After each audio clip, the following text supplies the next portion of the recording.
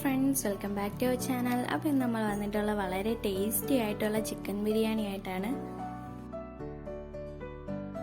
ഇതുണ്ടാക്കാൻ വളരെ ഈസിയാണ്.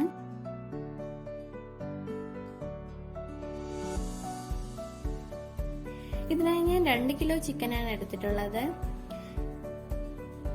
ഇനി ഇതിലേക്ക് മഞ്ഞൾപ്പൊടിയും ഉപ്പും കൂടിയിട്ട് ഒന്ന് വേവിച്ചെടുക്കാം. 1 ലിറ്റർ വെള്ളവും കൂടി ഒഴിച്ചു കൊടുക്കണം. ഈ വെള്ളമാണ് അരി വേവിക്കാനായിട്ട് എടുക്കേണ്ടത്.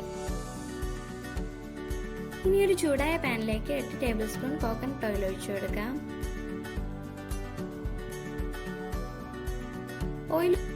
ഇപ്പോൾ ഓയിൽ ഒന്ന് ചൂടായി വന്നിട്ടുണ്ട്. ഇനി ഇതിലേക്ക് 5 സവാള സ്ലൈസ് ചെയ്ത് വെച്ചിരിക്കുന്നത് ഇട്ട് കൊടുക്കാം.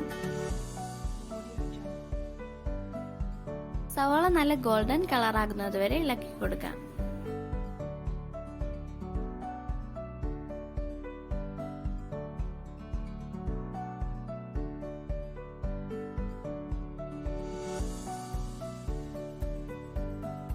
ഇപ്പോൾ സവാള നന്നായി മൊരിഞ്ഞു വന്നിട്ടുണ്ട്.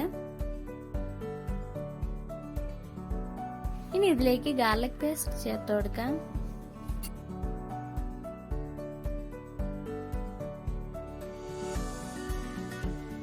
ഗാർലിക്കിന്റെ പച്ച മണം മാറുന്നത് വരെ ഒന്ന് ഇളക്കി കൊടുക്കാം. ഇനി 5 പച്ചമുളക് ചെറുതായി അരിഞ്ഞതിട്ട് കൊടുക്കാം.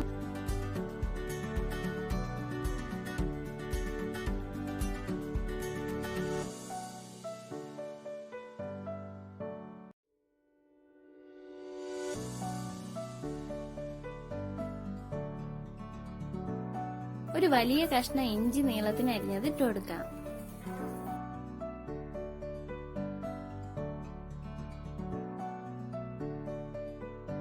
ഇനി ഇതെല്ലാം നല്ലതുപോലെ ഒന്ന് മിക്സ് ചെയ്തെടുക്കാം. ഇനി 1.5 ടേബിൾ സ്പൂൺ മുളക് പൊടി, 1 ടേബിൾ സ്പൂൺ മല്ലിപ്പൊടി, 1 ടേബിൾ സ്പൂൺ ബിരിയാണി മസാല കൂടി ഇട്ടുകൊടുത്ത് നന്നായി ഒന്ന് മിക്സ് ചെയ്തെടുക്കാം. ഇനി ഇതിലേക്ക് 2 തക്കാളി അരിഞ്ഞത് കൂടി ചേർത്ത് കൊടുക്കാം.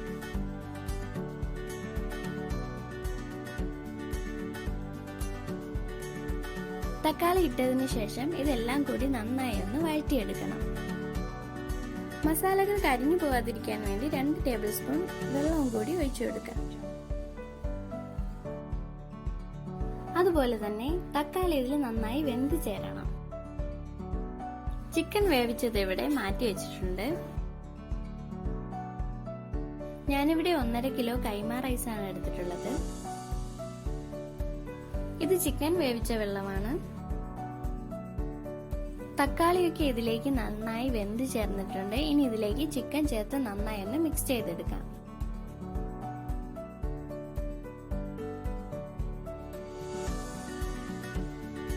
എത്ര നല്ലതുപോലെ മിക്സ് ചെയ്യുന്നോ അത്രയും ടേസ്റ്റ് ആയിരിക്കും ബിരിയാണിക്ക്.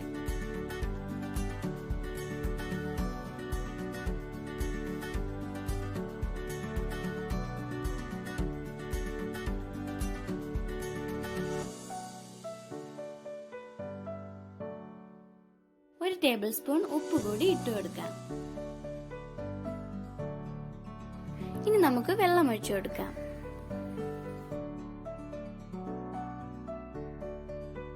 അരി എടുത്തു വെച്ച് അതേ പാത്രത്തിൽ തന്നെ 2 പാത്രം വെള്ളം ഒഴിച്ചു കൊടുക്കണം. ഇനി ഇതിലേക്ക് പട്ട, ഏലക്ക, തക്കോലം, ഗ്രാമ്പു ഇതെല്ലാം ചേർത്ത് കൊടുക്കാം.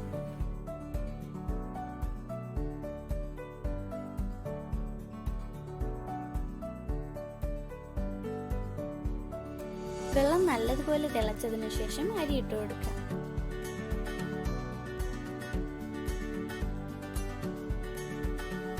ഇനി ഒന്ന് മിക്സ് ചെയ്ത് അടച്ചു വെച്ച് വേവിക്കാം. ഇപ്പോൾ ഒരു 15 മിനിറ്റ് ആയിട്ടുണ്ട്. ഇനി നമുക്കിതൊന്ന് തുറന്നു നോക്കാം.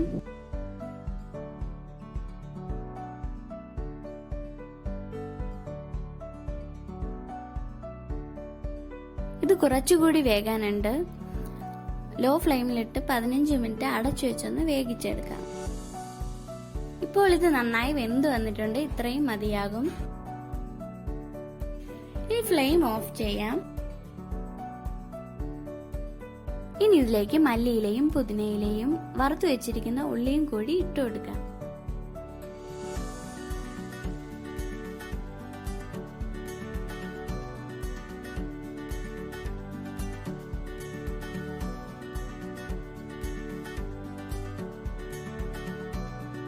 രണ്ട് ടീസ്പൂൺ നെയ്യും കൂടി ഒഴിച്ചു കൊടുക്കാം. അപ്പോൾ നമ്മുടെ ബിരിയാണി ഇവിടെ റെഡി ആയിട്ടുണ്ട്. എല്ലാവരും ട്രൈ ചെയ്ത് നോക്കാം. നല്ല സൂപ്പർ ടേസ്റ്റ് ആണ്. അപ്പോൾ അടുത്ത വീഡിയോ ആയിട്ട് വരുന്നവരേക്കും ബൈ ബൈ.